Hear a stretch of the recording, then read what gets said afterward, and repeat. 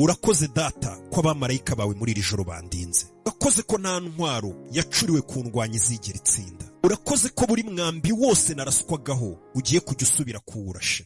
Urakoze ko indoto nziza zanjye zigiye kugaruka zigasimbura imbi. Urakoze ko ngiye kujya nsinzira ngakangukana intsinzi. Buriya umuntu muzabana, umuntu muzashakana, niwe w'ingenzi cyane kurusha igihe muzashakanira cyangwa se kurusha igihe uzashakira. Ako kantu ndagira ngo kumve neza. Igihe uzakorera ubukwe, igihe uzashakira umuntu muzabana, icyo gihe ntago ari ingenzi. Icy'ingenzi cyane kurushaho, ese ahubwo ninde muzabana, ninde muzashakana.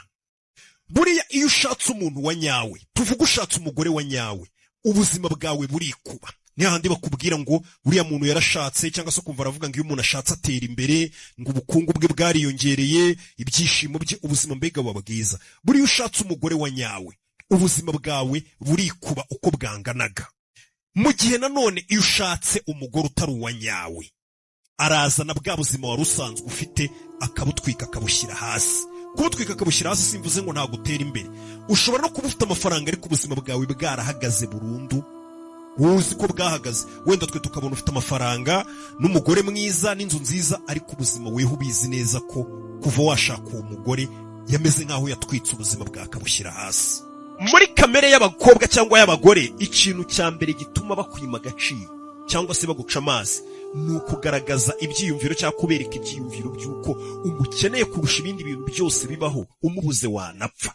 Cyane igihe uzareba abakobwa bakunze ni ibintu binazwi. Abakobwa ntabwo bakunda umuntu ubereka ko abitayeho cyane, ahubwo iyo usaye nk'umwereka ko utamukeneye cyane, hari igihe nawe yibaza atari kuri musore ntabwo abona ko ndi mwiza ko abandi bansariye, kuko abamenyereye abantu benshi bamwereka ko bamusariye. Nawe rero iyo umweretse gutyo ko wasaze, icyo gihe agenda guca amazi. Ati nicyo kintu cyonyine uba udakwiye gukora.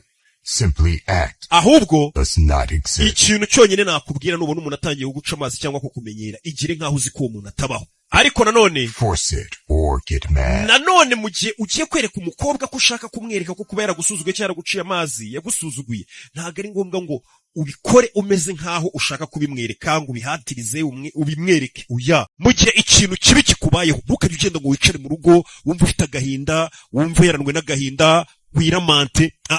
Jya uhaguruka ahubwo ujye mu ndorerwamo wirebe, ushimira Imana uvuga ati Mana urakoze kubw'ibi bibazo bimbayeho, kubw'ubu buribwe ngize, kuko nicyo kintu nari nkeneye kugira ngo kimpindure intwari idasanzwe.